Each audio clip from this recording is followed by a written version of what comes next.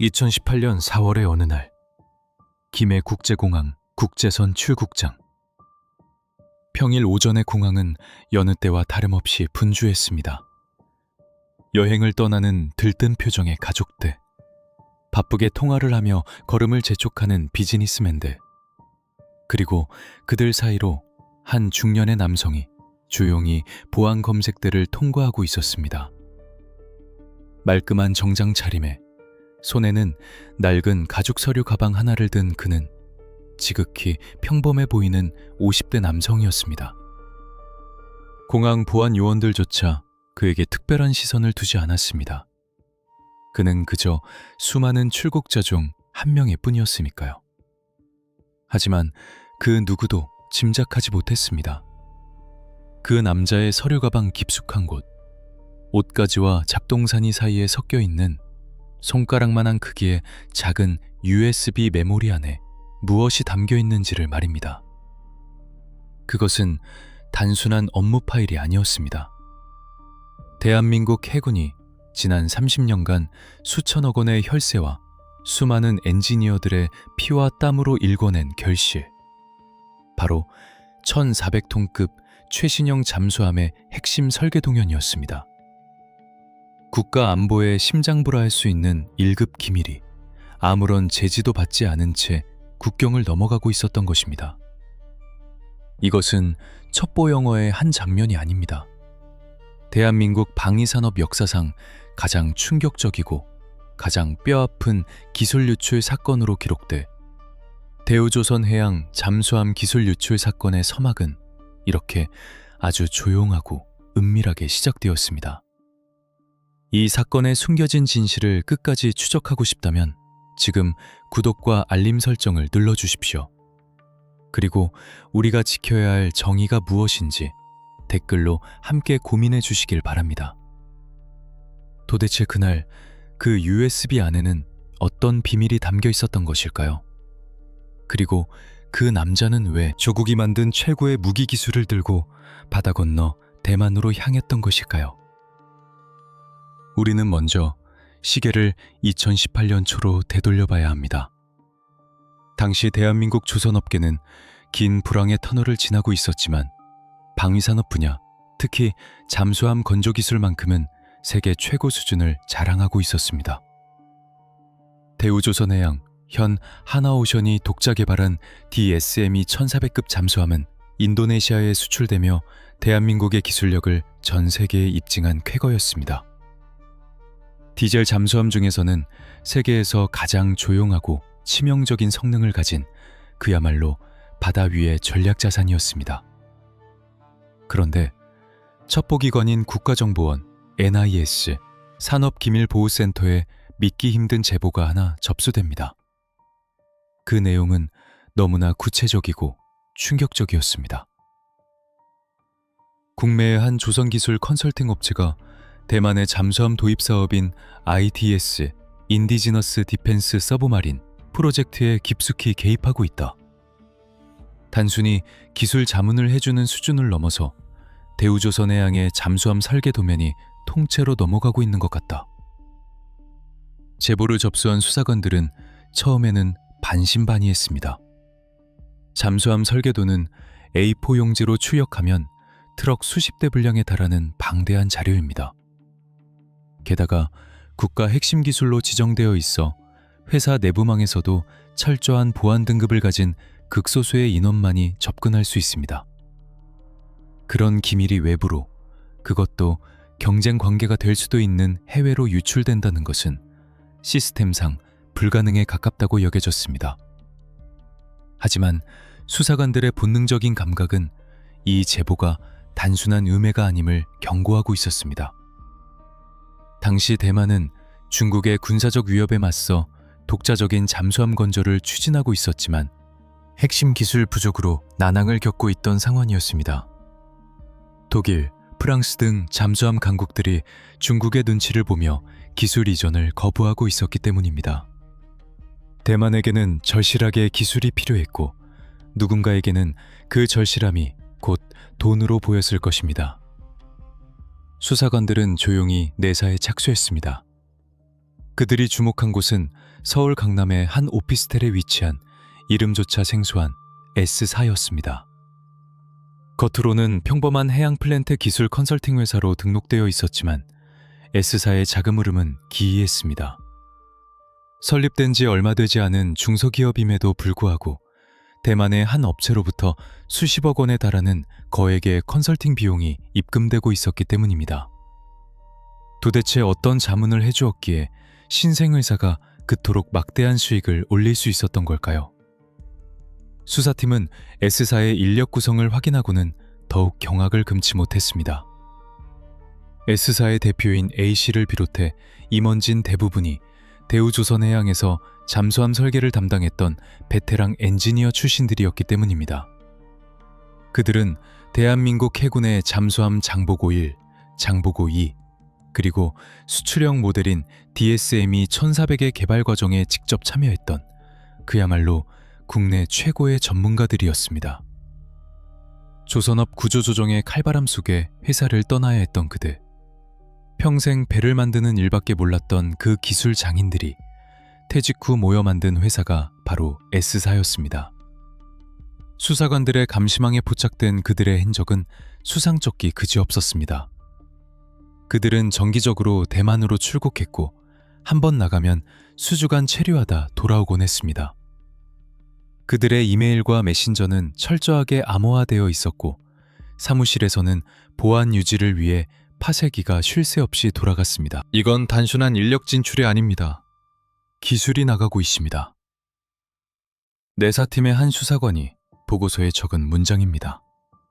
하지만 심증만으로는 그들을 체포할 수 없었습니다. 결정적인 물증, 즉 그들이 대우조선해양의 기밀 자료를 무단으로 반출하여 대만 측에 넘겼다는 확실한 스모킹건이 필요했습니다. 수사팀은 인내심을 가지고 그들을 지켜보기로 했습니다. 그들이 공항을 오갈 때마다 그들의 가방 속에 무엇이 들어있는지, 대만 현지에서 누구를 만나는지 그림자처럼 따라붙었습니다. 그리고 마침내 2018년 가을, 수사팀은 S사가 대만의 국영조선소와 맺은 수상한 계약서의 사본을 확보하는 데 성공합니다. 그 계약서에는 일반적인 기술 자문 계약에서는 볼 수 없는 아주 특이하고도 위험한 문구들이 포함되어 있었습니다.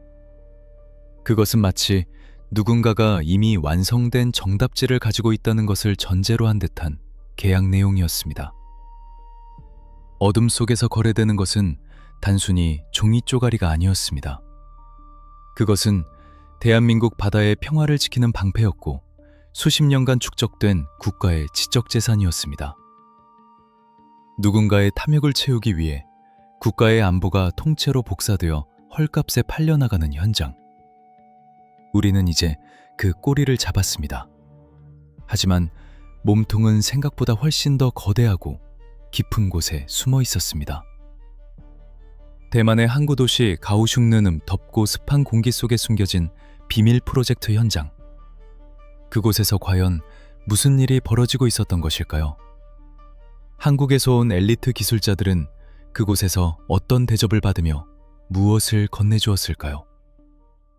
다음 편에서는 베일에 쌓인 유령 회사 S사의 실체와 그들이 대만 현지에서 벌인 은밀한 작전, 그리고 본격적으로 시작되는 수사당국과 기술 유출범들 간의 숨막히는 추격전을 공개하겠습니다.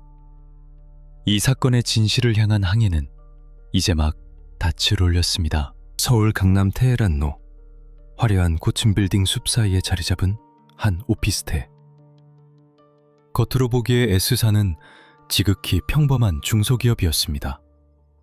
직원은 고작 10여 명 남짓, 사무실 집기라고는 책상 몇 개와 컴퓨터, 그리고 벽면을 채운 화이트보드가 전부였습니다.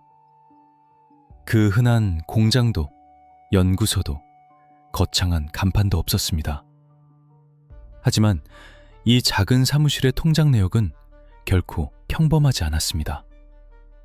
설립된 지 불과 1년도 채 되지 않아 대만에서 수십억 원, 많게는 수백억 원 규모의 외화가 기술 자문료 명목으로 꼬박꼬박 입금되고 있었기 때문입니다. 제조업 기반이 전무한 신생회사가 그것도 고도의 기술력이 요구되는 방산 분야에서 이토록 막대한 수익을 올린다는 것은 상식적으로 이해하기 힘든 일이었습니다. 그렇다면 이 유령 같은 회사 S사의 정체는 과연 무엇일까요? 그리고 그 안에서 일하는 사람들은 누구였길래 대만은 그들에게 거액을 지불한 것일까요? 우리는 S사의 인력 구성표를 입수해 정밀 분석했습니다. 그 명단은 실로 화려했습니다. 대표이사 A씨를 필두로 이사 B씨, 부장 C씨 등 핵심 임직원 전원이 국내 굴지의 조선업체인 대우조선해양 DSM이 출신들이었습니다. 그것도 단순한 현장직이 아니었습니다. 그들은 과거 잠수함 사업부에서 설계, 건조, 무기체계 통합 등 핵심 보직을 거친 소위 조선업계의 엘리트이자 잠수함 장인들이었습니다. 대한민국 해군이 자랑하는 209급 장보고 1, 214급 장보고 2 잠수함의 국산화 과정은 물론 인도네시아 수출의 주역인 1400톤급 잠수함 DSM이 1400 개발을 진두지휘했던 주역들이 바로 그들이었습니다. 그들의 머릿속에는 대한민국 잠수함 기술의 30년 역사가 고스란히 들어있다고 해도 과언이 아니었습니다. 그런데 왜 이 최고의 전문가들이 대기업을 떠나 이름 없는 오피피스텔에 모이게 된 것일까요? 시계를 2015년과 2016년으로 돌려보면 그 답을 찾을 수 있습니다. 당시 대한민국 조선업계는 사상 최악의 불황을 맞이하고 있었습니다. 조선업 구조조정이라는 거대한 태풍이 거제도와 울산을 휩쓸었고 수많은 인력이 하루아침에 직장을 잃었습니다. 회사를 살린다는 명목하에 단행된 희망퇴직과 권고사직, 평생 배를 만드는 일에만 청춘을 바쳤던 수석 엔지니어들과 임원들 역시 이 칼바람을 피할 수 없었습니다. 그들은 하루아침에 뒷방 늙은이 취급을 받으며 회사 밖으로 내몰렸습니다. 국가를 위해, 회사를 위해 헌신했지만 돌아온 것은 차가운 해고 통지서와 불안한 노후뿐이었습니다. 그들이 느꼈을 상실감과 배신감은 우리가 상상하는 것 이상이었을 겁니다. 바로 그 틈을 대만이 파고들었습니다. 대만 정부는 국함 국조, 자국 함정은 자국 기술로 건조한다 라는 기치 아래 자체 잠수함 도입 사업인 IDS 프로젝트를 야심차게 추진하고 있었습니다. 하지만 의욕만 앞섰을 뿐 대만은 잠수함 건조 경험이 전무했습니다. 잠수함은 바닷속의 우주선이라 불릴 만큼 고도의 기술 집약체이기에 독자 개발은 사실상 불가능에 가까웠습니다. 기술이 절실했던 대만에게 한국에서 쏟아져 나온 실직한 베테랑 기술자들은 그야말로 보물과도 같았습니다. 대만 측 에이전트는 은밀하게 그리고 집요하게 그들에게 접근했습니다. 한국에서는 당신들의 가치를 몰라주지만 우리는 다릅니다. 최고의 대우를 해드리겠습니다. 연봉은 기존의 3배, 체재비 전액 지원, 그리고 프로젝트 성공 시 거액의 인센티브를 약속합니다. 거절하기에는 너무나 달콤한 제안이었습니다. S사의 대표 A씨는 퇴직한 동료들을 하나둘씩 모았습니다. 우리가 가진 노하우로 합법적인 기술 컨설팅을 하는 것이다. 이건 불법이 아니다. 우리의 지식을 수출하는 것이다. 그들은 스스로를 그렇게 합리화했습니다. 하지만 여기서 법과 양심의 경계가 모호해지기 시작합니다. 일반적인 기술 자문이라면 엔지니어의 경험과 지식을 바탕으로 문제 해결 방향을 제시해주는 수준이어야 합니다. 하지만 잠수함은 다릅니다. 수만 개의 부품이 1mm의 오차도 없이 맞물려야 하고 엄청난 수압을 견뎌야 하는 잠수함은 엔지니어의 기억만으로는 절대 만들 수 없습니다. 정확한 수치, 재질, 설계 도면, 그리고 시뮬레이션 데이터가 반드시 필요합니다. 수사당국은 S사가 대만 측과 맺은 계약의 성격이 자문을 넘어 기술 이전에 가깝던 정황을 포착했습니다. 대만 조선소 측은 S사 기술진에게 구체적인 숙제를 내주었습니다. 우리가 만들려는 잠수함의 내압 선체 두께는 얼마여야 하는가? 어뢰 발사관의 배관 구조는 어떻게 배치해야 소음을 최소화할 수 있는가? 이 질문들에 답하기 위해서 S사 직원들은 단순히 머리를 쥐어짜는 것만으로는 부족했을 것입니다. 그들에게는 참고서가 필요했습니다. 바로 그들이 과거 대우조선해양에서 매일같이 들여다보던 절대 밖으로 가지고 나와서는 안 되는 그 설계 도면들 말입니다. 수사관들은 S사 직원들의 대화 내용과 이메일을 분석하며 그들이 참고서를 확보하기 위해 어떤 불법적인 수단을 썼는지 추적했습니다. 그리고 그 과정에서 충격적인 사실이 드러납니다. 그들은 퇴사하기 직전 또는 퇴사한 이후에도 남아있는 인맥을 통해 대우조선해양 내부 서버에 접근하거나 동료 후배들에게 자료를 요청하는 방식으로 기밀을 수집했던 것입니다. 그들은 그것을 개인적인 학습 자료 혹은 과거 업무 참고용이라고 불렀지만 그것은 명백한 산업 스파이 행위였습니다. S사라는 유령 회사는 사실상 대한민국 잠수함 기술을 통째로 복제하여 대만으로 실어 나르는 파이프라인이었던 셈입니다.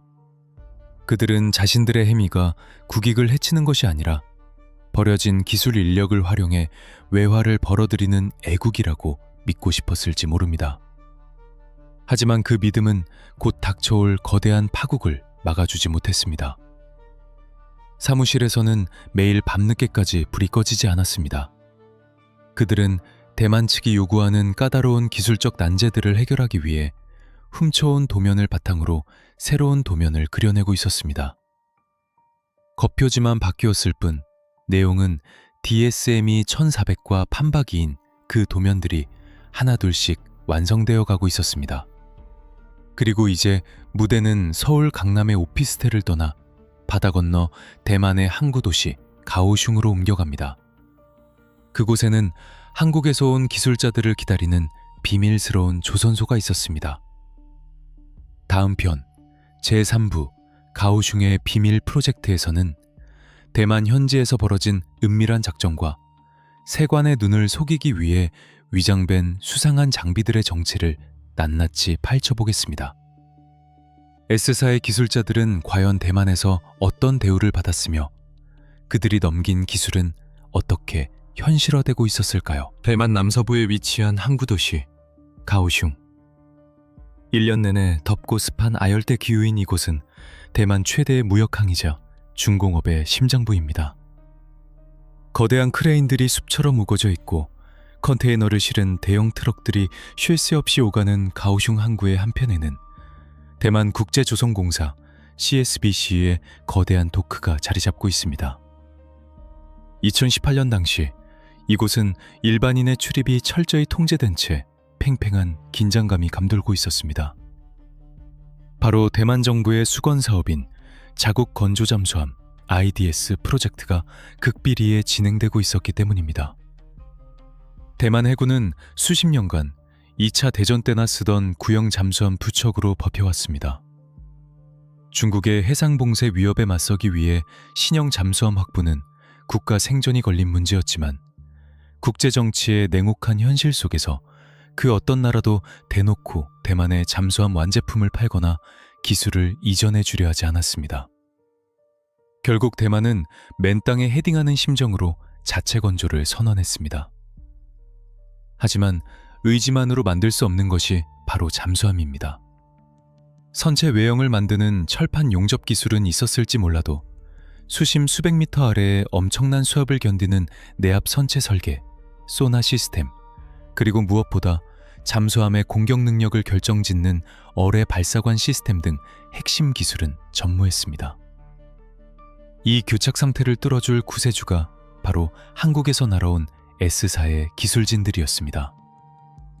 가오슝의 무더위 속에서 한국인 기술자들은 귀빈 대접을 받았습니다. 그들은 시내의 고급 아파트나 호텔에 머물며 매일 아침 CSBC 조선소의 보안구역으로 출근했습니다.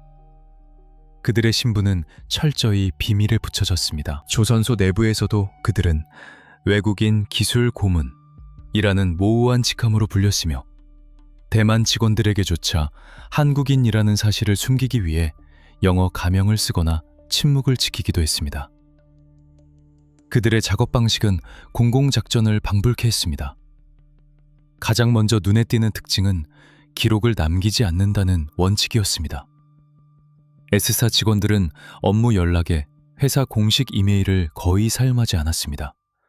대신 텔레그램이나 시그널 같은 보안 메신저 앱을 사용했습니다. 서버에 기록이 남지 않고 일정 시간이 지나면 메시지가 자동 삭제되는 기능은 그들의 은밀한 거래를 숨기기에 최적의 도구였습니다. 회의는 주로 보안이 완벽한 조선소 내부의 벙커룸이나 도청의 위험이 없는 시끄러운 식당의 구석자리에서 이루어졌습니다. 그들이 주고받은 것은 단순한 조언이 아니었습니다. 노트북 화면에는 익숙한 한국어 주석이 달린 CAD 도면들이 띄워져 있었고, 그것은 영락없는 대우조선 해양의 DSME 1400 설계도와 흡사했습니다. 하지만 진짜 문제는 물건이었습니다. 잠수함 건조에는 설계도만 필요한 것이 아닙니다. 특수 제작된 부품과 장비들이 있어야 합니다. 예를 들어 잠수함의 균형을 잡아주는 유압장치나 어뢰 발사관을 고정하는 지그 같은 장비들은 일반적인 상용품으로 대체할 수 없습니다. 여기서 S사는 대담하고도 위험한 수를 듭니다. 바로 위장 수출입니다. 2018년 하반기 가오슝 항구에 한국에서 온 컨테이너 하나가 도착합니다. 채관 신고서 인보이스에 진 품목을 안에는 해상 풋장기 부품 슈슈어 윤드 프롬에서 이라고 적혀 있었습니다. 당시 대만은 신재생 에너지 사업을 적극적으로 육성하고 있었기에 풍력 발전 관련 기자재의 수입은 비교적 통관이 수월했고 의심을 덜 받을 수 있는 완벽한 위장막이었습니다. 하지만 세관 엑스레이 투시기에 비친 그 풍력 부품의 형상은 어딘가 기이했습니다. 일반적인 풍력 발전기의 터빈이나 블레이드와는 전혀 다른 복잡한 원통형 구조와 고강도 합금으로 이루어진 정밀 기계 장치였습니다. 현장의 세관원들은 고개를 갸웃거렸습니다. 이게 정말 풍력 발전기에 들어가는 부품입니까? 내압 밸브의 구조가 너무 복잡한데요? 하지만 서류는 완벽하게 꾸며져 있었습니다. 수출업체는 S사가 아닌 S사와 연계된 또 다른 무역 대행업체였고 사용 목적 또한 명확히 기재되어 있었습니다. 결국 이 수상한 컨테이너는 별다른 제재 없이 통관되어 CSBC 조선소로 직행했습니다. 그 컨테이너 안에 들어있던 것은 사실 잠수함 건조에 필수적인 어뢰 발사관 제작 검사 장비와 유사한 핵심 설비였습니다. 이것은 전략물자로 분류되어 정부의 허가 없이는 절대 수출할 수 없는 품목이었습니다. S사는 이를 풍력발전기라는 그럴싸한 포장지로 감싸 대만의 잠수함 공장 한복판에 배달한 것입니다. 이뿐만이 아니었습니다. 대만 현지 정보원들의 보고에 따르면 S사 기술진들은 단순히 장비를 넘기는 것에 그치지 않고 직접 작업복을 입고 현장에 투입되었습니다. 그들은 대만 용접공들에게 특수강 용접 각도를 지시하고 배관의 배치를 직접 수정해 주었습니다. 이것은 기술 자문이 아니라 명백한 기술 유출이자 불법 건조 지원이었습니다. 가오슝의 뜨거운 태양 아래서 대한민국 해군의 자존심인 잠수함 기술은 그렇게 조각조각 분해되어 대만의 잠수함 하이쿤이라는 이름으로 재조립되고 있었습니다. 하지만 꼬리가 길면 밟히는 법입니다. 이 은밀한 작전에 균열이 생긴 것은 아주 사소한 곳에서부터였습니다. 대만 내에서도 이 프로젝트를 반대하거나 우려하는 목소리가 있었고 무엇보다 중국 정보망의 감시가 집요했습니다. 한국인 기술자들이 가오슝 조선소를 제집 드나들듯 하고 있다 낸 소문이 현지 교민사회와 정보 브로커들 사이에서 퍼지기 시작했습니다. 그리고 결정적으로 한국관세청과 국가정보원의 첩보가 입수되었습니다. S사가 대만으로 보낸 풍력발전 설비의 상세 스펙이 대우조선 해양의 잠수함 건조용 지그 도면과 90% 이상 일치한다. 수사팀은 S사의 수출 내역을 전수조사하기 시작했습니다. 그들이 지난 1년간 대만으로 보낸 모든 화물의 목록, 중량, 그리고 수취인 정보를 샅샅이 뒤졌습니다. 퍼즐 조각들이 하나둘씩 맞춰졌습니다. 그들이 풍력이라고 불렀던 것은 잠수함이었고 발전기라고 불렀던 것은 무기였습니다. 가오슝의 비밀 프로젝트는 더 이상 비밀이 아니었습니다. 수사망은 이제 대만을 넘어 이 모든 계획을 설계하고 지시한 서울의 S사 본사를 정조준하고 있었습니다. 그들이 주고받은 암호화된 메시지 속에, 그리고 그들이 공항을 통해 몰래 반출한 USB 속에 그들이 빠져나갈 수 없는 결정적인 증거가 숨겨져 있었습니다. 하지만 S사 측은 여전히 자신만만했습니다. 우리는 껍데기만 만들어줬을 뿐 핵심 알맹이는 주지 않았다는 논리로 무장하고 있었습니다. 과연 그들의 주장은 사실일까요? 아니면 법망을 피하기 위해 미리 준비해둔 교묘한 알리바이였을까요? 다음 편 DSME 1400 설계도에서는 그들이 훔쳐낸 기술의 실체가 무엇인지, 그리고 그 기술이 대한민국 안보에 얼마나 치명적인 것인지, 그 도난당한 심장을 정밀 해부해 보겠습니다. 단순한 종이 한 장이 아닙니다. 그것은 대한민국 바다를 지키는 가장 강력한 무기의 영혼이었습니다. 잠수함은 바닷속의 우주선이라고 불립니다. 우주선이 진공 상태의 극한 환경을 견뎌야 한다면 잠수함은 수백 미터 심해의 엄청난 수압, 즉 1제곱센티미터당 수십 킬로그램이 누르는 압력을 견뎌내야 합니다. 또한 칠흑 같은 어둠 속에서 오로지 소리에 의존해 적을 탐지하고 동시에 자신의 존재는 철저히 숨겨야 하는 모순적인 임무를 수행해야 합니다. 때문에 잠수함 설계도는 단순한 그림이 아닙니다. 수만 개의 부품이 톱니바퀴처럼 맞물려 돌아가는 정밀공학의 결정체이자 국가의 종망을 결정짓는 전략 자산입니다. S사 관계자들이 대만으로 빼돌린 것으로 의심받는 핵심 자료, 그것은 바로 대우조선해양 DSM이기 독자 개발하여 인도네시아에 수출한 1400톤급 잠수함. DSM이 1400톤급 잠수함의 설계 도리러 설계 도림입니다. 맨손 잠수함 도구로 부르는 지며 낮아감은 서여 수력의 잠수함. 미리고 제샤가베는 대풍 이중 다킨 가문들이모 정수함 총방입니다. S사 공개 재미더 대우조선 해양 1400톤급 잠수함 이 동정야가 총가입니다. DSM이 1400톤급 잠수함입니다. 그것은 불웃는 슈펑이 대우조선 해야 1400톤급 잠수함 이 동합니다. 대우조선 해야 청감 비돈 도족혀 대문 지미록으로 보라가서 팬덕미다지는 처간치벼 매전 진묘 닥힌 밤은 죽은 그정검린데 진부는 맨성 타키 바당이 정으로 지평 지부는 덩숑장이다. 매정 침기런 건기를 들은 덩종여 보다 저거 짚어나게 둔다고 의심하입니다. 조정무더 정수함 자를 검교고 찜입니다. 몫이 동정임 이어적으로 부도입니다. 그것에 공검 개발한 저열심갑니다. 정금여입니다. 동쇼 다다는 족임받을 바정짓는 정성정강대 공급에 했습니다. 밀원 항정입니다. 주정 펑정무처 고급시 정덕여거줍니다. 내 정수함이 시병이다. 운전무드시 대단은 청결한 이분주구 되는 정정여. 그것을 봉정받을 바정짓는 정정여입니다. 쇠, 주정거충 전 이도비르처럼입니다. 잠수합니다. 매정 정정여 부품이 톱니바퀴처럼 맞물려 돌아가는 1400톤급 잠수함. DSM이 1400의 설계 도견체이자 국가의 종망을 결정짓는 전략 자산입니다. S사 관계자들이 대만으로 빼돌린 것으로 의심받는 전략 자산. DSM이 1400의 설계 도면이었습니다. 이 도면의 가치는 돈으로 환산할 수 없습니다.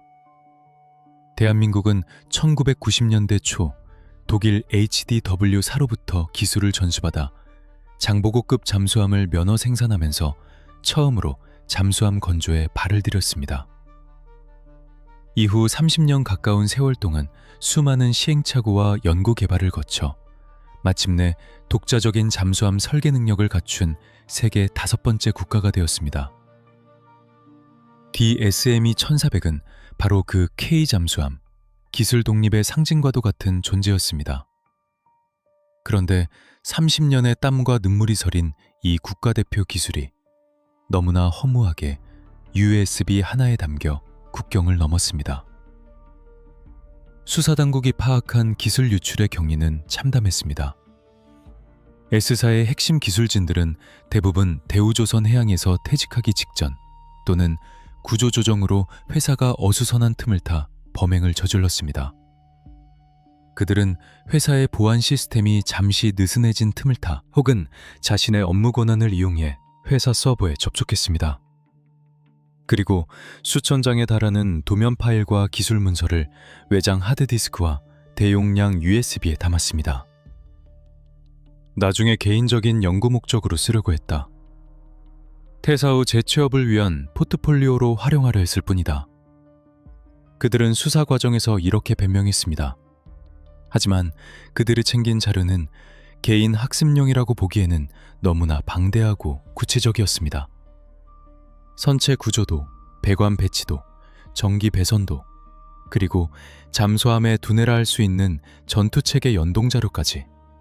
그것은 잠수함 한 척을 통째로 복제할 수 있는 분량이었습니다. 더욱 교묘했던 것은 그들이 이 자료를 대만으로 넘기는 방식이었습니다. 그들은 바보가 아니었습니다. 한 번에 수 기가바이트에 달하는 대용량 파일을 이메일로 전송하면 국정원이나 보안 관제 시스템의 경보가 울릴 것을 알고 있었습니다. 그래서 그들은 쪼개기 수법을 썼습니다. 도면을 수백, 수천 개의 파일로 잘게 나누었습니다. 그리고 파일명을 암호처럼 바꾸거나 전혀 상관없는 일반 문서인 것처럼 위장했습니다. 예를 들어 추진 제어 시스템 설계도 .pdf를 2018년도 회식비 영수증 .jpg/나 가족 여행 사진 .gep 같은 이름으로 둔갑시키는 식입니다. 그리고 이 파일들을 시차를 두고 텔레그램이나 개인 웹파들 혹은 암호화된 클라우드 서비스를 통해 조금씩 은밀하게 대만 측 관계자에게 전송했습니다. 마치 개미가 쌀알을 하나씩 물어나르듯 대한민국의 기밀은 야금야금 대만의 서버로 옮겨졌습니다. S사 측은 대만 조선소 CSBC 기술자들에게 이 자료들을 참고 자료, 레퍼런스라는 명목으로 건넸습니다. 이 부분을 설계할 때 막히면 이 파일을 참고하시오. 이런 문제는 한국에서는 이렇게 해결했습니다. 이 그림을 보십시오. 이것은 컨설팅이라는 이름으로 부정된 명백한 표절 지도였습니다. 대만의 잠수함 개발팀은 이 참고자료 덕분에 수십 년이 걸릴 시행착오를 단숨에 건너뛸 수 있었습니다. 맨땅에 헤딩하던 그들에게 한국의 도면은 어둠 속의 등배와도 같았을 것입니다. 특히 문제가 된 것은 잠수함의 핵심 부품인 유수 분리기와 배터리 고정장치 설계도였습니다. 잠수함 내부에서 발생하는 기름 섞인 물을 정화하여 배출하는 유수 분리기는 환경 오염 방지뿐만 아니라 적에게 잠수함의 항적을 들키지 않게 하는 중요한 장비입니다. 또한 수백 톤에 달하는 납축전지들이 파도에 흔들리거나 충격을 받아도 움직이지 않도록 고정하는 장치는 잠수함의 안전과 직결됩니다. 수사팀이 확보한 증거에 따르면 S사가 대만 측에 넘겨준 이 장비들의 도면은 대우조선해양의 것과 토시 하나 틀리지 않고 똑같았습니다. 심지어 원본 도면에 있던 오타나 특정 설계자의 사소한 메모 습관까지 그대로 복사되어 있었습니다. 이것은 우연의 일치나 비슷한 설계가 아니었습니다. 훔친 물건이라는 빼도 박도 못할 증거, 즉 디지털 지문, 핑거프린트가 남겨져 있었던 것입니다. 대만의 첫 자국산 잠수함 하이쿤이 공개되었을 때 군사 전문가들은 놀라움을 감추지 못했습니다. 그 외형이 대우조선해양의 수출형 잠수함과 너무나 닮아 있었기 때문입니다. 함교의 위치, 선체의 곡선, 심지어 배수구의 위치까지. 그것은 쌍둥이라고 불러도 무방할 정도였습니다. S사의 기술자들은 자신들이 만든 기술이 대만의 국기를 달고 다시 태어나는 것을 보며 무슨 생각을 했을까요? 자부심을 느꼈을까요? 아니면 조국에 대한 일말의 죄책감을 느꼈을까요? 그들이 넘긴 것은 단순히 종이뭉치가 아니었습니다. 대한민국 해군의 전력 증강 계획, 우리 바다의 작전 환경에 최적화된 설계 사상, 그리고 수천 명의 연구원들이 밤을 지새우며 만들어낸 국가의 지적 재산권이었습니다. 그것은 돈을 받고 팔아서는 안 되는 대한민국의 심장이었습니다. 하지만 이 범죄가 완전 범죄로 끝나지는 않았습니다. 그들이 남긴 아주 작은 실수들, 그리고 삭제했다고 믿었으나 복구된 데이터들이 그들의 발목을 잡기 시작했습니다. 어둠 속에서 거래된 비밀은 반드시 빛을 보기 마련입니다. 이제 대한민국 수사당국이 칼을 빼들 차례입니다. 경남지방경찰청 산업기술유출수사대와 국가정보원, 이 두 기관의 공조수사가 본격적으로 시작됩니다. 그들은 S사를 향해 조용하지만 확실하게 포위망을 좁혀오고 있었습니다. 다음 편, 재선은 경찰과 국정원 요원들이 S사 본사를 압수수색하던 긴박했던 그날의 현장으로 여러분을 안내하겠습니다. 증거인멸을 시도하는 용의자들과 이를 막으려는 수사관들의 숨막히는 대치 상황, 그리고 압수된 하드디스크에서 쏟아져 나온 충격적인 진실들이 공개됩니다. 2019년 4월의 어느 새벽, 서울 강남구의 한 오피스텔 주변에는 팽팽한 긴장감이 감돌고 있었습니다. 아직 도시가 잠에서 덜 깬 이른 시각, 검은색 승합차 몇 대가 조용히 건물 지하 주차장으로 미끄러져 들어왔습니다. 차에서 내린 건장한 남성들, 그들의 눈빛은 매서웠고 손에는 서류 가방과 증거물 확보라고 적힌 파란색 플라스틱 박스들이 들려 있었습니다. 그들은 경남지방경찰청 산업기술유출수사대와 국가정보원, NIS 산업기밀보호센터 요원들이었습니다.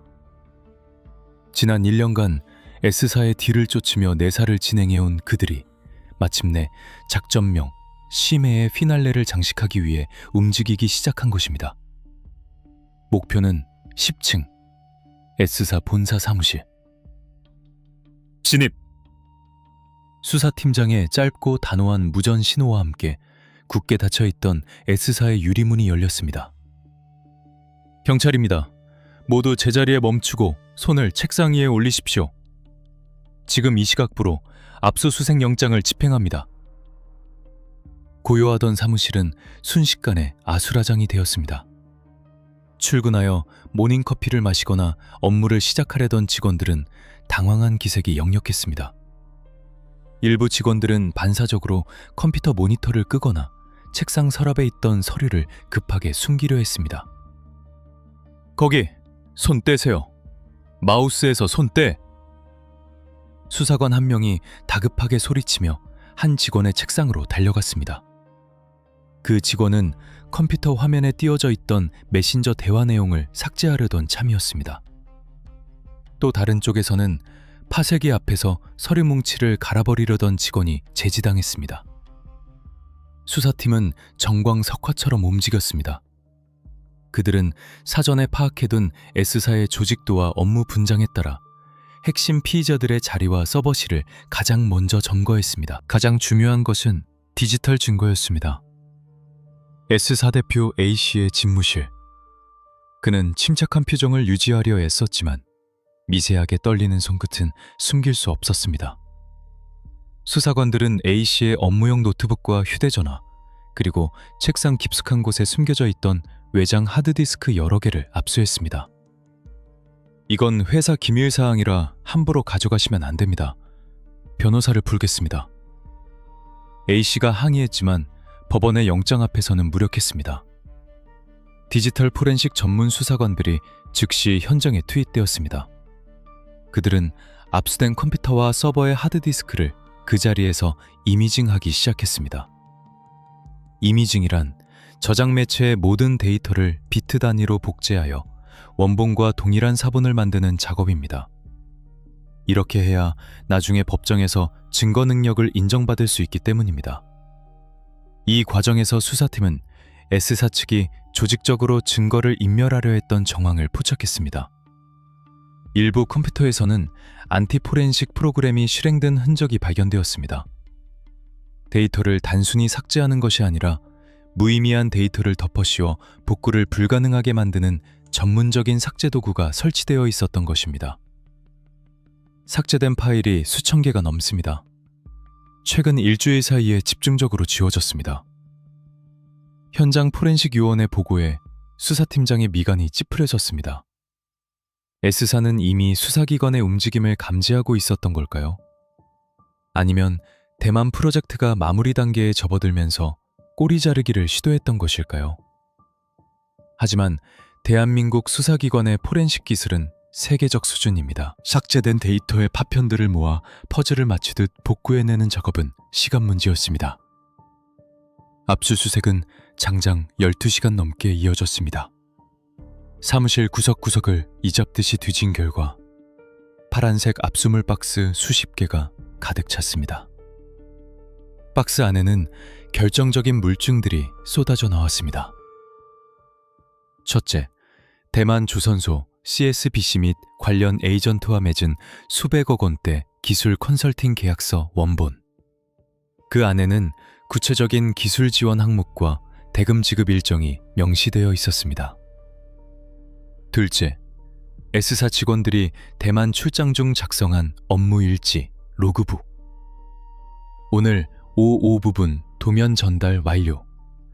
대만 측 기술자가 XX 설계의 문제점을 지적하여 수정안 제시함 등 범죄 혐의를 입증할 수 있는 적나라한 기록들이 빼곡했습니다. 셋째, 그리고 가장 중요한 도면 출력물. 압수된 서류 더미 속에서 대우조선해양의 로고가 지워지거나 교묘하게 가려진 잠수함 설계 도면들이 무더기로 발견되었습니다. 저녁 무렵 S사의 핵심 임원들과 직원들은 줄지어 경찰청으로 연행되었습니다. 조사를 받는 취조실 안, 그곳에는 차가운 공기만이 감돌았습니다. 도면을 대만에 넘긴 사실을 인정합니까? 수사관의 날카로운 질문에 A씨는 묵비권을 행사하거나 혐의를 전면 부인했습니다. 우리는 정당한 기술 수출을 했을 뿐입니다. 정부의 허가를 받지 않은 것은 절차상의 실수일 뿐 기밀 유출은 아닙니다. 그 도면들은 인터넷에 떠도는 자료들을 참고해서 우리가 새로 그린 겁니다. 그들은 끝까지 자체 기술이라고 주장했습니다. 자신들이 가진 지식과 경험을 바탕으로 새롭게 창조해낸 것이지 대우조선해양의 것을 베낀 게 아니라는 논리였습니다. 이것은 지적재산권 분쟁에서 피의자들이 흔히 사용하는 전형적인 방어 논리였습니다. 하지만 수사팀은 이미 그들의 거짓말을 꿰뚫어 보고 있었습니다. 압수된 하드디스크의 복구 작업이 완료되면서 그들이 감추고 싶었던 판도라의 상자가 열리기 시작했기 때문입니다. 복구된 파일 중에는 DSME_1400_헐_structure.dwg라는 파일명조차 바꾸지 못한 원본 파일이 그대로 남아 있었습니다. 또한 대우조선해양 재직 시절 사용했던 사내 메신저 대화 내용까지 복구되면서 그들이 퇴사 전후로 어떤 모의를 했는지 낱낱이 드러나고 있었습니다. 압수수색은 성공적이었습니다. 하지만 이것은 시작에 불과했습니다. 이제부터는 확보한 방대한 증거물들을 분석하여 S사의 도면과 대우조선해양의 원본 도면이 얼마나 똑같은지를 과학적으로 증명해내야 하는 싸움이 남았습니다. 이 싸움은 단순한 법리 다툼이 아니었습니다. 기술 용어 하나, 수치 하나를 두고 벌어지는 치열한 진실 공방전이 될 것입니다. 피의자들은 국내 최고의 대형 로펌 변호사들을 선임하여 방어막을 쳤습니다. 이건 공개된 기술이다. 아니다. 국가 핵심 기술이다. 과연 그들의 완벽해 보이는 변명은 법정에서 통할 수 있을까요? 그리고 수사당국은 어떻게 그들의 거짓말을 과학으로 무너뜨렸을까요? 다음 편, 완벽한 변명. 이건 공개된 자료일 뿐입니다. 에서는 피의자들의 치밀한 법적 대응 전략과 이를 깨부수기 위한 검찰과 국정원의 치열한 두뇌 싸움, 그리고 기술 감정의 세계를 깊이 있게 다뤄보겠습니다. 나는 내 머릿속에 있는 것을 끄집어냈을 뿐입니다. 30년 동안 잠수함만 만든 사람입니다. 도면 같은 건 안 보고도 그릴 수 있습니다. 경찰청 배관의 취조실, S사 대표 A씨는 수사관의 추궁에 조금도 위축되지 않았습니다. 오히려 그는 자신의 전문성을 강조하며 수사관들을 가르치려 들었습니다. 형사님, 잠수함이라는 게 다 거기서 거기입니다. 독일 209급이나 대우 1400톤급이나 대만이 만들려는 잠수함이나 기본 원리는 똑같아요. 원통형 압력 선체에 배터리 넣고 모터 돌리는 겁니다. 그걸 그렸다고 해서 대우조선해양 기술을 훔쳤다고 하는 건 억지입니다. 압수수색으로 수많은 증거물이 확보되었음에도 불구하고 S사 측의 방어 논리는 예상보다 훨씬 견고하고 치밀했습니다. 그들은 국내 최고의 대형 로펌 변호인단을 선임하여 법리적 방어막을 쳤습니다. 그들의 전략은 명확했습니다. 우리가 넘긴 것은 국가 기밀이 아니다라는 주장이었습니다. 이른바 일반 지식의 항변입니다. 피의자들은 자신들이 제공한 기술 정보가 대우조선 해양의 영업비밀이 아니라 업계에 널리 알려진 공지의 사실이라고 주장했습니다. 인터넷에 검색해 보십시오. 구글에 썸머린 블루프린트라고만 쳐도 수만 장의 도면이 나옵니다. 군사 잡지나 논문에도 다 나와 있는 내용입니다. 우리는 그걸 정리해서 대만 측에 보기 좋게 설명해 줬을 뿐입니다. 그들은 실제로 인터넷에서 검색한 자료들과 자신들이 작성한 보고서를 비교해 보이며 이건 누구나 구할 수 있는 정보라고 목소리를 높였습니다. 수사관들 입장에서는 말문이 막히는 순간이었습니다. 수사관들은 법 전문가이지 잠수함 공학자가 아니었기 때문입니다. 복잡한 유체 역학 공식과 배관 설계도를 들이밀며 이게 왜 비밀이냐고 따지는 그들을 당장 논리적으로 제압하기란 쉽지 않았습니다. 더욱 까다로운 문제는 변형, 머디피케이션에 대한 법적 판단이었습니다. S사 측은 위드투게섬입니다. 도래온 저금, 캉드로 분대된 변형 무죄가 판단이었습니다. S사 측은 그리종한 비룡이로고 각고정회 잠수함, 설령 대우조선해양의 도면을 참고했다 하더라도 대만의 요구 조건에 맞춰서 수치와 형상을 변경했으므로 이것은 새로운 창작물이다 라고 주장했습니다. 실제로 대만이 건조하려는 잠수함은 대우조선해양의 DSME 1400과는 크기와 배수량이 조금 달랐습니다. S사 기술진은 이 점을 파고들었습니다. 보세요. DSME 1400은 길이가 61m지만 우리가 설계해 준 건 65m입니다. 들어가는 엔진도 다르고 어뢰 발사관 위치도 10cm 다릅니다. 이게 어떻게 같은 도면입니까? 이것은 지적재산권 분쟁, 특히 기술 유출 사건에서 가장 입증하기 어려운 회색지대입니다. 원본 기술을 그대로 베꼈다면 명백한 절도지만 그것을 바탕으로 조금이라도 수정하거나 개량했다면 응용 기술로 인정받을 여지가 생기기 때문입니다. 수사팀은 딜레마에 빠졌습니다. 만약 이들의 주장이 법원에서 받아들여진다면 이 사건은 산업 스파이 사건이 아니라 단순한 미신고 전략물자 수출 정도의 가벼운 행정처분으로 끝날 수도 있었습니다. 국가 안보를 위협한 중대 범죄가 고작 벌금형이나 집행유예로 흐지부지 될 위기에 처한 것입니다. 검찰과 국정원은 승부수를 띄웠습니다. 바로 전문가 감정이었습니다. 방위사업청, 해군, 그리고 국방과학연구소, ADD 잠수함 전문가들로 구성된 특별 감정단이 꾸려졌습니다. 그들의 임무는 S사에서 압수한 2천여 개의 디지털 도면 파일과 대우조선해양의 원본 도면을 1대1로 정밀 비교 분석하는 것이었습니다. 이 작업은 서울의 한 보안시설에서 비공개로 진행되었습니다. 수십 명의 전문가들이 모니터 2개를 나란히 놓고 밤낮 없이 도면을 들여다보았습니다. 육안으로 보면 비슷해 보이지만 공학적으로는 완전히 다른 설계일 수도 있습니다. 반대로 겉모습은 달라 보여도 핵심 설계 사상이 같다면 도용으로 볼 수 있습니다. 감정단에 참여한 한 교수의 말처럼 이것은 숨은 그림 찾기보다 훨씬 고통스럽고 정교한 작업이었습니다. 선체의 곡률 반경, 용접 부위의 두께, 배관이 지나가는 경로의 각도 하나하나를 대조해야 했습니다. S사 측 변호인단은 이 과정에서도 끈질기게 방해 공작을 폈습니다. 감정단에 대우조선해양 현직 직원이 포함되어 있다면 공정성을 해칠 수 있다. 해당 기술은 이미 독일 하데베 사의 구형 모델인 209급에서 유래한 것이므로 대우조선해양의 독자 기술이라 볼 수 없다. 그들은 기술의 족보까지 거론하며 물타기를 시도했습니다. 대한민국 잠수함 기술의 뿌리가 독일인 것은 사실이지만 DSME 1400은 지난 30년간 한국 엔지니어들이 수많은 개선을 통해 독자정을 발전시킨 K 잠수함입니다. S사는 이 역사적 맥락을 부정하며 한국 잠수함은 어차피 독일 짝퉁 아니냐는 식의 논리로 자신들의 행위를 정당화하려 했습니다. 조국의 기술적 성취를 깎아내려서라도 형량을 줄이겠다는 참으로 씁쓸한 태도였습니다. 수사팀은 초조해졌습니다.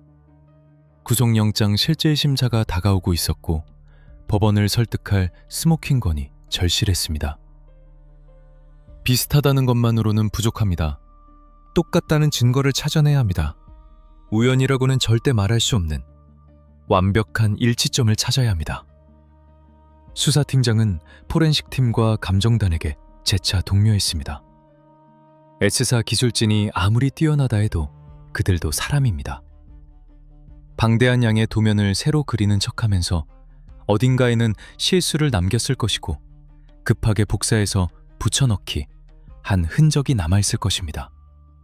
그리고 마침내 팽팽하던 줄다리기의 균형을 무너뜨리는 결정적인 보고가 올라옵니다. 팀장님, 찾았습니다. 이건 변명의 여지가 없습니다. 감정단원이 가리킨 모니터 화면. 그곳에는 S사의 설계 도면 파일 하나가 확대되어 있었습니다. 언뜻 보기에는 복잡한 배관도였지만 아주 미세하게 확대하자 놀라운 사실이 드러났습니다. 그것은 공학적 수치나 설계의 문제가 아니었습니다. 그것은 범인이 남긴 지문과도 같은 아주 사소하고도 치명적인 실수였습니다. S사 기술진이 미처 지우지 못한, 아니 지울 생각조차 하지 못했던 어떤 흔적이 발견된 것입니다. 그 흔적은 S사의 우리가 직접 그렸다는 주장을 단 한 방에 무너뜨릴 수 있는 강력한 무기였습니다. 완벽해 보였던 그들의 알리바이에 거대한 균열이 생기기 시작했습니다. 과연 감정단이 찾아낸 디지털 지문의 정체는 무엇이었을까요? 수천 장의 도면 속에 숨겨져 있던 진실의 열쇠가 다음 편에서 공개됩니다. 다음 편 디지털 포렌식의 승리에서는 거짓말을 하지 않는 데이터, 0과 1의 세계에서 찾아낸 움직일 수 없는 증거들에 대해 이야기하겠습니다. S사 기술진을 침묵하게 만든 그 결정적 순간을 놓치지 마십시오. 완벽한 범죄는 없다. 다만 완벽해 보이는 범죄가 있을 뿐이다. 디지털 시대의 수사에서 이 명언은 더욱 강력한 힘을 발휘합니다. 범인이 아무리 흔적을 지우고 알리바이를 조작하고 최고급 변호사들을 동원해 법망을 빠져나가려 해도 0과 1로 이루어진 디지털 세계는 거짓말을 하지 않기 때문입니다. S사 측의 우리가 독자적으로 연구하여 새로 그린 도면이다 라는 주장은 법정에서 꽤 설득력 있게 들릴 뻔했습니다. 하지만 검찰과 국정원, 그리고 군사안보지원사령부의 합동수사팀은 그들의 방패를 뚫을 가장 날카로운 창, 바로 디지털 포렌식 결과를 법대 위에 올려놓았습니다. 그것은 S사 기술진이 꿈에도 생각지 못했던 소름 돋는 디지털 지문이었습니다. 수사팀이 확보한 S사의 외장 하드디스크에는 수천 개의 CAD 파일이 들어있었습니다. 겉보기의 파일명은 프로젝트 언더스코어 TW 언더스코어 헐 언더스코어 01.D WG처럼 대만 프로젝트를 위해 새로 만든 것처럼 보였습니다. 파일의 수정한 날짜 역시 압수수색 직전인 2018년이나 2019년으로 되어 있었습니다. 하지만 수사관들이 파일의 껍데기를 벗겨내고 그 속의 메타데이터를 들여다보자 충격적인 진실이 드러났습니다. 메타데이터는 데이터에 대한 데이터, 즉 파일의 출생증명서와 같습니다. 누가, 언제, 어떤 프로그램으로 이 파일을 처음 생성했는지, 원본 파일의 경로는 어디였는지가 고스란히 기록되어 있습니다. 분석 결과 S사가 직접 그렸다고 주장한 파일들의 최초 작성자란에는 S사 직원의 이름이 아닌 뜨유조선해양 DSM잉음ing 4번과 전직 설계자들의 실명이 담염이가 남아있습니다. 심지어 여론엠도는 사명헌김이단 치명이 바가지 받습니다. 심지어 정명정 치명이 다분해져 과 제명이 뜨뜨립니다. 지오맨 전직 설계자 진원 다모저기 그 성명을 고면대 기름이다. 지금대 법영의 정직 설계자 지름짐이다 남아있습니다. 심지어 심정정 시명이 바보내십니다. 과 지명이 뜨뜨립니다. 심지어 저면정 시명이 있다.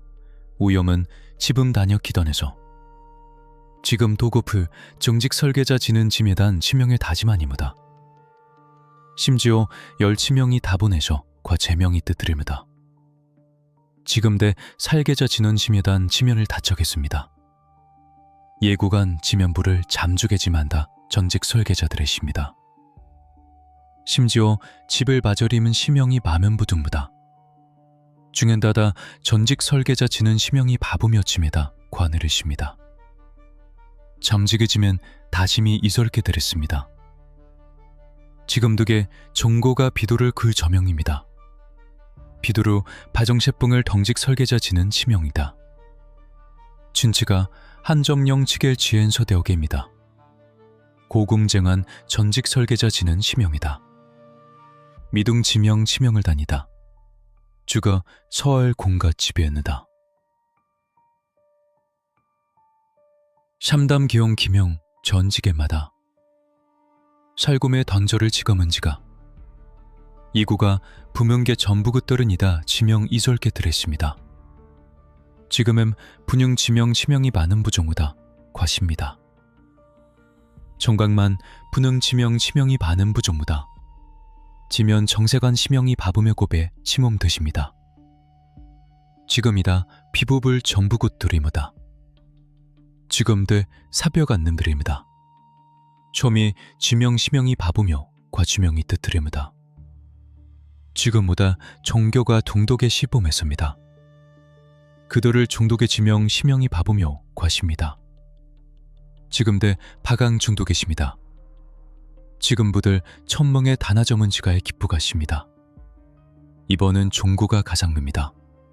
지금은 지금 영익의 이보 조선의 양 정도 조선의 양 DSM이는 성직 설계자들의 시입니다. 심지어 비로 조선의 양 DSM이 우미든 추구미연 태어돈 대예고의 주문 시명이 바보며습니다. 이것 제거드지게 우비는 치병이 바보내서 치멍드립니다. 비들 이범엘 주망으로 감심이던의 종직 설계자들의 시입니다. 지금 10부 조식의 주문은 중독의 짐이다. 제거드 탐독의십니다. 지금대 정직의 짐이다 치명이 바보며 짐이다. 중독의 짐이다 권을 하보는 덕의 이십이다. 더리고 이십이다는 저며 치범오나 있습니다. 심지어 정직의 짐이다 저며 지범만들 치명 시명이 들입니다. 옥샤크 지금 정독의 짐이다. 샴복의 심이다 교며 치밤했습니다. 지금대 정며 치밤여더 저명 치병이 들입니다. 심지어 말고교 제명의다. 지금죽이 지금 저정든 퍼마 있습니다. 지금식에 22다 지변했습니다. 심점 치면을 지금이 다겠습니다. 과취명입니다. 이 구간 청면적 닭에 죽음 더 정든 침이다. 이곡에 구주갈짐이다. 죽임 주병다. 그지가 고며 닭했습니다. 죽음 주병다. 심정 장직의 구주가 지금 답니다. 장직이 으르문을 추경미다. 추겸더래입니다. 지금족이 부르문을 추gem미다. 추겸머델입니다. 그지가 증정 정직의 뒤게 지금 담이었습니다. 잠직의 줌이 해십니다입니다. 짐은 분흥비도 추기온 살점일 S사가 설립되기도 훨씬 전인 2010년대 초반 대우조선해양의 거제 옥포조선소에서 한창 잠수함 건조가 진행되던 시기를 가리키고 있었습니다. 이 파일을 2019년에 새로 그리셨다고요? 그런데 왜 파일 속성에는 2012년에 대우조선해양 설계팀 김무과장이 만들었다고 나옵니까? 수사관이 모니터 화면을 가리키며 묻자 S사 관계자의 얼굴은 사색이 되었습니다. 그들은 파일 이름은 바꿨지만 파일 깊숙한 곳에 박혀있는 DNA까지는 지우지 못한 것입니다. 하지만 이것만으로는 부족했습니다. S사 측이 과거에 참고용으로 가지고 있던 파일을 템플릿으로 썼을 뿐이다라고 발뺌할 여지가 있었기 때문입니다. 그래서 수사팀은 더 깊이 파고들었습니다. 바로 오류의 일치성입니다. 복잡한 잠수함 설계 도면에는 수만 개의 선과 기호가 들어갑니다. 사람이 하는 일이다 보니 원본 도면에도 아주 사소한 실수나 오타, 불필요한 선들이 존재하기 마련입니다. 예를 들어 100원의 지름을 표시하는 숫자에 점이 하나 잘못 찍혀 있다거나 특정 부품의 나사 구멍 위치가 0.1mm 정도 어긋나 있는 경우입니다. 놀랍게도 S사가 대만에 넘긴 도면에는 대우조선해양 원본 도면에 있던 이런 실수들이 토시 하나 틀리지 않고 똑같이 재현되어 있었습니다. 대표님, 여기를 보십시오. 대우조선해양 도면 34번 구역에 100원 라벨이 V102가 아니라 V1022로 오타가 나 있습니다. 이건 당시 설계자의 단순 실수였습니다. 그런데 S사가 이번에 새로 그렸다는 도면에도 똑같이 V1022라고 적혀 있습니다. 수백억짜리 프로젝트를 하면서 우연히 똑같은 위치에 똑같은 오타를 낼 확률이 얼마나 된다고 생각하십니까? 수학적으로 계산해도 그것은 0에 수렴했습니다.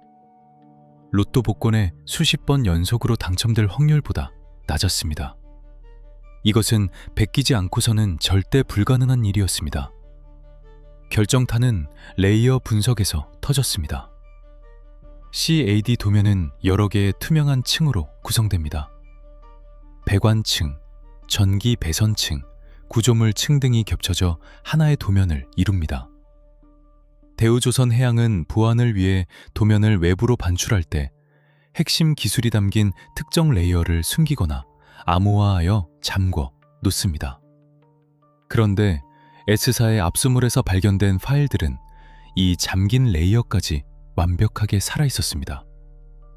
심지어 대우조선해양 내부에서만 사용하는 특수한 명칭의 레이어 이름들 DSME 언더스코어 컨피덴셜이 그대로 남아있었습니다.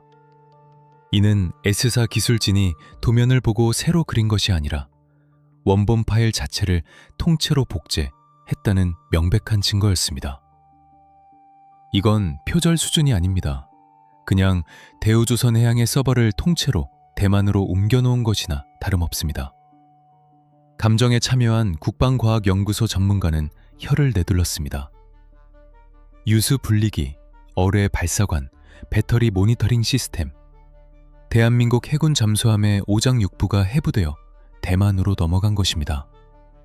그제야 S사 기술진들의 입이 열리기 시작했습니다. 시간이 없었습니다. 대만 측에서는 빨리 도면을 내놓으라고 독촉하고 저희 인력으로는 그 짧은 시간 안에 새로 설계하는 게 불가능했습니다. 그래서 예전에 가지고 있던 자료를 조금 수정해서 넘겼습니다. 그들의 자백은 씁쓸했습니다. 기술적 자부심이나 컨설팅이라는 명분은 사라지고 오로지 납기 일을 마치고 돈을 받기 위해 국가 기밀을 컨트롤 플러스 C, 컨트롤 플러스 V 해버린 참담한 현실만이 남았습니다. 수사당국은 이들이 사용한 노트북과 외장하드 그리고 클라우드 계정의 접속 로그를 연결하여 기밀 유출의 디지털 고속도로를 완성했습니다. 화살표, 태사자 개인 USB, 화살표, S사 공용 서버, 화살표, 암호화 메신저, 화살표, 대만 CSBC 조선소 담당자. 이 경로는 부인할 수 없는 범죄의 지도였습니다. 이제 S사 대표와 임원들은 산업기술보호법 위반과 부정경쟁방지법 위반 혐의를 피할 길이 없어졌습니다. 하지만 법적인 증거가 확보되었다고 해서 모든 문제가 해결된 것은 아니었습니다. 오히려 더 큰 폭풍이 몰려오고 있었습니다. 이 사건이 단순한 기술 유출을 넘어 대한민국을 둘러싼 복잡한 국제 정세와 외교 문제로 비화될 조짐을 보이고 있었기 때문입니다. 대만은 중국과 군사적으로 대치 중인 민감한 지역입니다. 한국이 대만의 잠수함 건조를 도왔다는 사실이 공식화될 경우 중국의 보복과 외교적 마찰은 불을 보듯 뻔했습니다. S사의 무책임한 돈벌이가 대한민국 전체를 위험한 외교적 줄타기 위로 밀어넣은 셈입니다. 다음 편 제8부 지하 네트워크와 외교적 뇌관에서는 이 사건 뒤에 숨겨진 더 깊은 이야기, 즉 기술 유출이 가져온 국제적인 파장과 이를 무마하기 위한 정부의 고뇌, 그리고 여전히 풀리지 않은 배후 세력의 존재에 대해 파헤쳐 보겠습니다. 이 사건이 단순한 기술 유출 범죄를 넘어 대한민국 전체를 뒤흔드는 거대한 스캔들이 된 이유는 따로 있습니다. 그것은 바로 대만이라는 특수한 지정학적 위치, 그리고 그 뒤에 버티고 있는 중국이라는 거대한 그림자 때문입니다. S사의 기술자들은 자신들이 넘긴 것이 단순히 잠수함 설계도라고 생각했을지 모릅니다. 하지만 외교안보 전문가들의 시각에서 볼 때 그들이 넘긴 것은 동북아시아의 화약고인 대만 해협에 던져진 불붙은 성령이었습니다. 2018년 당시 대만의 차이잉원 총통은 국함국조 프로젝트를 통해 중국의 해상 봉쇄를 뚫을 비대칭 전력, 즉 잠수함 확보에 국은을 걸고 있었습니다. 이에 대해 중국 정부는 대만에 무기를 공급하거나 기술을 지원하는 나라는 중국의 적이라며 노골적인 경고를 보내고 있던 상황이었습니다. 대한민국 정부의 입장은 난처했습니다. 경제적으로는 중국과 밀접한 관계를 맺고 있고 하나의 중국 원칙을 존중해야 하는 입장에서 대만의 잠수함 건조를 공식적으로 도울 수는 없었습니다. 그러나 동시에 침체된 조선업계를 살리고 방위산업 수출을 늘려야 하는 현실적인 필요성도 무시할 수 없었습니다. 이 미묘하고 위험한 틈새를 S사가 파고들었습니다. 수사 과정에서 드러난 S사의 행태는 대담함을 넘어 무모하기까지 했습니다. 대한민국 법률, 특히 대외무역법과 방위사업법에 따르면 잠수함과 같은 전략물자나 관련 기술을 해외로 수출할 때는 반드시 정부, 방위사업청국, 지정가를 받아야 합니다. 하지만 S사는 허가를 신청조차 하지 않았습니다. 어차피 신청해봤자 정부가 대만 수출을 허가해 줄 리 없다는 걸 그들도 알고 있었기 때문입니다. 수사 관계자의 말처럼 그들은 합법적인 절차를 밟는 대신 위장 수출이라는 꼼수를 택했습니다. 앞서 언급했듯 잠수함 건조 장비를 풍력 발전기 부품으로 둔갑시킨 것이 대표적인 예입니다. S사 측은 조사 과정에서 황당한 변명을 내놓았습니다. 우리는 정부가 모르게 한 것이 아닙니다. 알면서도 모른 척 해준 것입니다. 이른바 암묵적 승인, 주장입니다. 그들은 당시 정부 관계자나 국정원 요원들과 접촉하며 대만 사업에 대해 이야기했을 때 누구도 적극적으로 말리지 않았다고 진술했습니다. 국익을 위해 민간이 나서서 외화를 벌어오겠다는데 정부가 굳이 막겠느냐는 식의 자의적인 해석을 했던 것입니다. 이것은 전형적인 회색지대 전략이었습니다.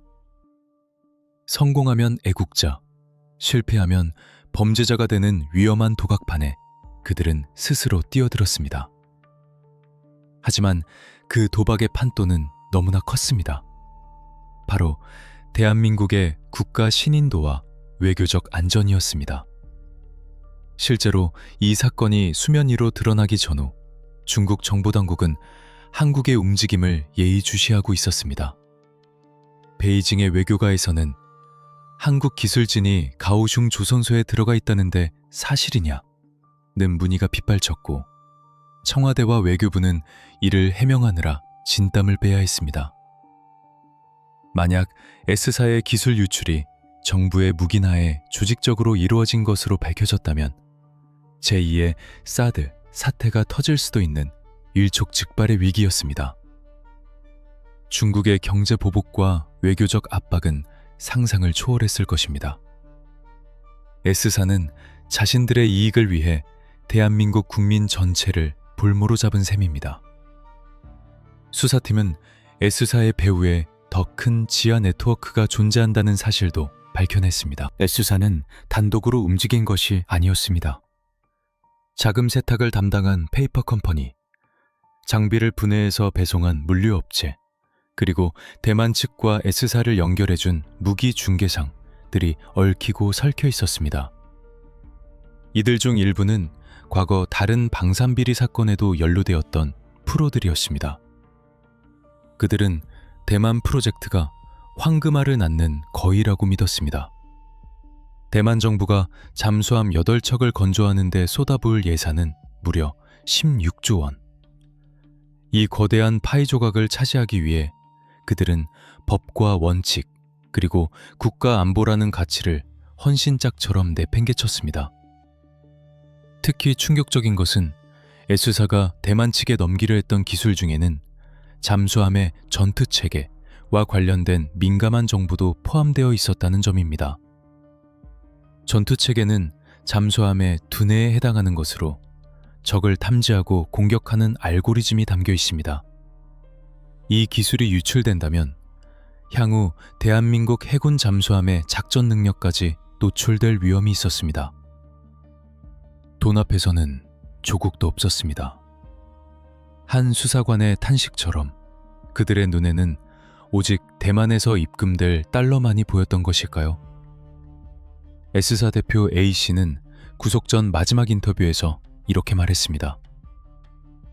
우리는 기술을 팔아먹은 매국노가 아닙니다. 갈 곳 없는 한국 조선 기술자들을 위해 길을 터준 것입니다. 우리가 안 하면 어차피 다른 나라가 있을 겁니다. 그의 말에는 일말의 진실이 섞여 있을 수도 있습니다. 하지만 어차피 누군가 할 일이라고 해서 그것이 불법과 도둑질을 정당화할 수는 없습니다. 그들이 판 길은 한국의 기술자들이 당당하게 걸어갈 수 있는 꽃길이 아니라 언제 무너질지 모르는 범죄의 늪이었습니다. 이제 모든 진실이 밝혀졌습니다. S사가 훔쳐낸 도면의 실체, 그들이 벌인 위장 수출의 수법, 그리고 그로 인해 초래된 외교적 위기까지. 수사당국은 S사 법인과 대표 A씨, 그리고 가담한 임직원들을 대외무역법 위반, 부정경쟁 방지 및 영업비밀 보호에 관한 법률 위반 혐의로 기소했습니다. 검찰은 이례적으로 중형을 구형하며 국가 핵심 기술을 유출하고 안보를 위협한 중대 범죄라고 못 박았습니다. 차가운 법정의 문이 열립니다. 판사의 망치 소리가 울려 퍼질 시간입니다. 과연 대한민국 사법부는 이들에게 어떤 심판을 내렸을까요? 그리고 이 판결은 우리 사회에 어떤 메시지를 던졌을까요? 다음 편, 정의의 심판, 그들이 치른 대가에서는 숨막히는 재판 과정과 최종 판결, 그리고 그 이후 대우조선해양, 현 한화오션과 한국 방산업계가 겪어야 했던 후폭풍에 대해 이야기하겠습니다. 2022년 8월 창원지방법원의 제1형사 단독재판정. 뜨거운 여름의 열기가 가시지 않은 날이었지만 법정 안은 에어컨 바람보다 더 차가운 침묵이 흐르고 있었습니다. 피고석에는 S사 대표 A씨와 임원들이 고개를 숙인 채 앉아 있었고, 방청석에는 취재진과 대우조선해양, 현 한화오션 관계자들, 그리고 방위사업청 직원들이 긴장된 표정으로 판사의 입을 주시하고 있었습니다. 지난 수년간 대한민국 방위산업계를 뒤흔들었던 잠수함 기술 유출 사건의 1심 선고가 내려지는 순간이었습니다. 검찰은 앞서 결심 공판에서 이례적으로 무거운 형량을 구형했습니다. 피고인들은 국가의 안보와 직결된 잠수함 건조 기술을 정부의 허가 없이 불법으로 수출하여 막대한 이익을 취했습니다. 이는 단순한 경제 범죄가 아니라 대한민국의 외교적 신뢰와 국방력을 훼손한 중대 범죄입니다. 검찰의 목소리에는 날이 서 있었습니다. 그들은 S사가 대만으로 빼돌린 도면과 장비들이 전략물자에 해당한다는 점을 분명히 하며 대외무역법 위반 혐의를 강력하게 주장했습니다. 반면 변호인단은 마지막까지 무죄를 호소했습니다. 피고인들이 수출한 것은 잠수함 자체가 아니라 일반적인 조선 기자재일 뿐이며 기술 자문 역시 개인적인 지식을 활용한 것에 불과합니다. 또한 당시 정부 당국이 이를 묵인했다는 정황도 고려되어야 합니다. 팽팽한 긴장감 속에서 재판장은 판결문을 읽어내려갔습니다. 주문이 낭독되는 순간 법정 안의 공기가 무겁게 가라앉았습니다. 피고인 A를 징역 1년 6월에 처한다. 피고인 법인 S사에 벌금 10억 원을 선고한다. 재판부는 S사 측의 주장을 받아들이지 않았습니다. 판사는 판결문에서 피고인들의 행위를 엄중하게 꾸짖었습니다. 피고인들이 수출한 장비는 잠수함 건조에만 사용되는 전용 설비로 이는 명백한 전략물자에 해당한다. 이를 풍력발전 설비 등으로 위장하여 수출한 것은 고의성이 짙고 죄질이 불량하다. 피고인들의 범행으로 인해 대한민국 잠수함 기술의 보호체계에 큰 구멍이 뚫렸으며 국가 신인도 하락 등 유무형의 피해가 막대하다. 실형이 선고되자 S사 대표 A씨는 망연자실한 표정을 지었습니다. 설마 구속까지 되겠어? 라고 생각했던 안일함이 무너지는 순간이었습니다. 법정 구속. 그는 그 자리에서 수갑을 차고 구치소로 향해야 했습니다. 하지만 이 판결을 지켜본 국민들과 업계의 반응은 싸늘했습니다. 겨우 1년 6개월? 나라 팔아먹은 대가가 고작 편의점 도둑보다 못한 형량인가? 네티즌들은 분노했습니다. 수백억 원, 아니 수조 원의 가치를 지닌 국가 핵심 기술을 유출하고 외교적 위기까지 초래한 범죄에 대한 처벌치고는 너무나 가볍다는 것이었습니다. 징역 1년 6개월은 초범이거나 반성한다는 이유로 집행유예로 풀려날 수도 있는 수준의 형량이었기 때문입니다. S사 법인에 부과된 벌금 10억 원 역시 그들이 대만 프로젝트를 통해 벌어들인 수백억 원의 수익에 비하면 세 발의 피에 불과했습니다. 범죄 수익이 벌금보다 크다면 누가 기술 유출을 멈추겠느냐 는 비판이 쏟아졌습니다. 이것은 대한민국 사법체계가 가진 기술 유출 범죄에 대한 관대한 처벌이라는 고질적인 문제를 다시 한번 드러낸 사건이었습니다. 산업 스파이들이 잡혀도 솜방망이 처벌을 받고 몇 년 뒤 다시 현업에 복귀하거나 해외로 도피하는 악순환. 이번 사건 역시 그 고리를 끊어내지는 못했습니다. S사 기술진들이 치른 대가는 법적인 처벌만이 아니었습니다. 그들은 평생을 바쳐 쌓아온 잠수함 장인으로서의 명예를 잃었습니다.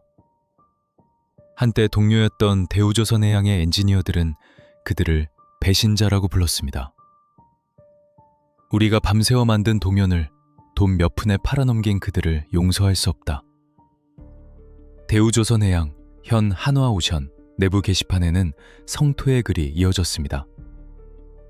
회사가 어려울 때 함께 고통을 분담하는 대신 회사의 자산을 훔쳐 사리사욕을 채운 선배들에 대한 후배들의 실망감은 이루 말할 수 없었습니다. 더 큰 문제는 이 사건이 남긴 후폭풍이었습니다. 대우조선해양은 피해자였음에도 불구하고 대외적인 이미지에 큰 타격을 입었습니다. 해외 방산 시장에서 경쟁국들은 이 사건을 집요하게 물고 들어줬습니다. 한국 잠수함을 사면 기술이 유출될 위험이 있다. 보안 관리가 허술한 나라의 무기를 믿을 수 있는가? 독일, 프랑스 등 잠수함 강국들은 입찰 경쟁에서 한국을 깎아내리기 위해 이 사건을 악용했습니다. 특히 동남아시아와 남미 등 잠수함 도입을 검토하던 잠재적 고객 국가들이 한국산 잠수함의 보안성에 의문을 제기하기 시작했습니다. 이는 수조 원대의 수출 계약이 걸린 방산 시장에서 치명적인 약점이 되었습니다. 또한 이 사건은 중국을 자극했습니다. 중국 정부는 공식, 비공식 채널을 통해 한국 정부에 불쾌감을 표시했고, 대만 잠수함 건조에 한국이 개입한 증거가 나왔다며 외교적 압박 수위를 높였습니다. 한국 정부는 민간 기업의 일탈일 뿐 정부와는 무관하다고 선을 그었지만 살얼음판 같은 외교 관계를 수습하느라 진땀을 흘려야 했습니다. S사 사건은 단순히 몇 명의 범죄자를 감옥에 보내는 것으로 끝나지 않았습니다. 그것은 우리 사회에 묵직한 질문을 던졌습니다. 기술 안보란 무엇인가? 국가를 위해 헌신한 기술 인력들이 은퇴 후 범죄의 유혹에 빠지지 않게 하려면 어떻게 해야 하는가? 그리고 기술을 훔친 자들에게 우리는 과연 합당한 대가를 치르게 하고 있는가? 재판이 끝나고 법원을 나서는 길. 하늘은 맑았지만 사람들의 표정은 어두웠습니다. 정의는 실현된 것 같았지만 어딘가 찜찜한 뒷맛을 남겼습니다. 1년 6개월이라는 시간은 금방 지나갈 것이고 10억 원이라는 돈은 금방 메워질 것입니다. 하지만 한번 무너진 신뢰와 유출된 기술은 영원히 돌아오지 않습니다. 이제 마지막 이야기만이 남았습니다. 우리는 이 사건을 통해 무엇을 배워야 할까요? 그리고 지금 이 순간에도 어딘가에서 일어나고 있을지 모를 또 다른 기술 유출을 막기 위해 우리는 무엇을 해야 할까요? 다음 편 제10부 엔지니어의 양심 마지막 경고에서는 이번 사건을 총정리하며 대한민국이 기술 강국을 넘어 기술 보안 강국으로 나아가기 위한 과제를 짚어보겠습니다. 그리고 S사 기술진들이 남긴 마지막 말, 그 속에 숨겨진 뼈아픈 교훈을 전해드리겠습니다. 차가운 바닷속을 항해하는 잠수함은 침묵을 생명으로 여깁니다. 그러나 2018년부터 시작된 S사의 대우조선해양 잠수함 기술 유출 사건은 그 어떤 소나보다 더 시끄럽고 요란하게 대한민국 방위산업의 민낯을 드러냈습니다. 우리는 지난 9부에 걸쳐 어떻게 30년 국가 기밀이 담긴 USB가 국경을 넘었는지, 그리고 애국과 생계라는 명분 뒤에 숨겨진 탐욕의 실체가 무엇인지 추적해왔습니다. 이제 이 긴 항해를 마치며 우리는 S사 대표 A씨와 그 일당에게 내려진 법적 판결보다 더 무거운 사회적 판결을 내려야 할 시점에 도달했습니다. 법원은 그들에게 징역형과 벌금형을 선고했습니다. 하지만 그들이 훔쳐간 것은 단순한 도면 파일이 아니었습니다. 그것은 밤낮 없이 도면과 씨름했던 수천 명의 동료 엔지니어들의 자부심이었고, 대한민국 바다를 지키기 위해 피땀 흘려 쌓아 올린 안보라는 이름의 방파제였습니다. 그 방파제에 구멍을 낸 대가는 고작 징역 1년 6개월. 이 가벼운 처벌은 우리 사회에 뼈아픈 질문을 던집니다. 과연 대한민국은 기술을 지킬 준비가 되어 있는가? 우리는 먼저 이 사건의 근본적인 원인을 직시해야 합니다. S사의 기술진들이 범죄를 저지른 것은 명백한 잘못이지만 그들이 범죄의 길로 들어서게 된 배경에는 우리 사회의 구조적인 모순이 자리 잡고 있습니다. 2015년과 2016년 조선업계를 덮친 구조조정의 칼바람. 수십 년간 현장에서 잔뼈가 굵은 A급 기술자들이 하루아침에 거리로 내몰렸습니다. 그들은 세계 최고의 기술을 가지고 있었지만 한국 사회는 그들을 태물 취급했습니다. 갈 곳 잃은 그들에게 손을 내민 것은 다름 아닌 경쟁국들이었습니다. 연봉 3배, 주거 제공, 자녀 학비 지원. 대만과 중국의 유혹은 달콤했습니다. 국가는 그들을 보호해주지 않았는데 그들에게만 무조건적인 애국심을 강요할 수 있을까요? S사 사건은 예고된 참사였습니다. 기술 인력에 대한 정당한 대우와 퇴직 후의 관리 시스템이 부재한 상황에서 제2의 S사, 제3의 김이사는 언제든 다시 나타날 수 있습니다. 기술은 사람이 만드는 것이고 사람을 잃으면 기술도 잃습니다. 이것이 이번 사건이 우리에게 주는 첫 번째 경고입니다. 두 번째 경고는 기술 안보 불감증입니다. 우리는 반도체, 배터리, 그리고 방산 기술이 세계 최고라고 자부합니다. 하지만 그 기술을 지키는 보안 의식은 여전히 후진국 수준에 머물러 있지 않은지 되돌아봐야 합니다.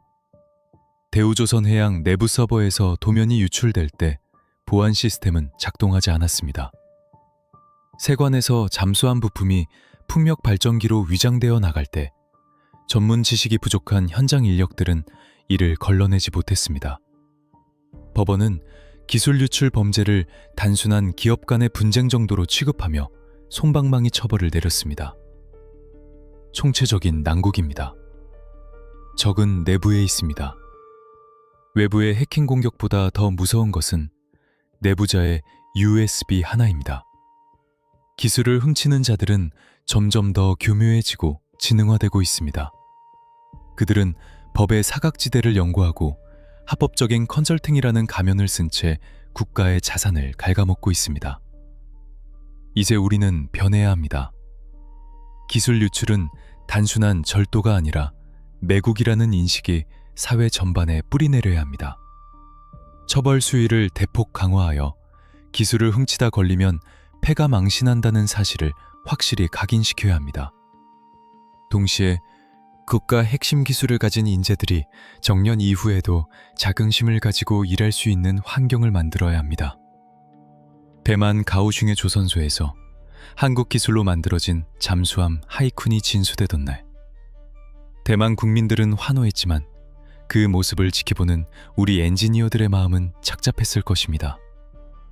그 잠수함의 겉모습은 우리의 DSM이 1400을 닮아 있었지만 그 속에 담긴 영혼은 이미 우리 것이 아니었기 때문입니다.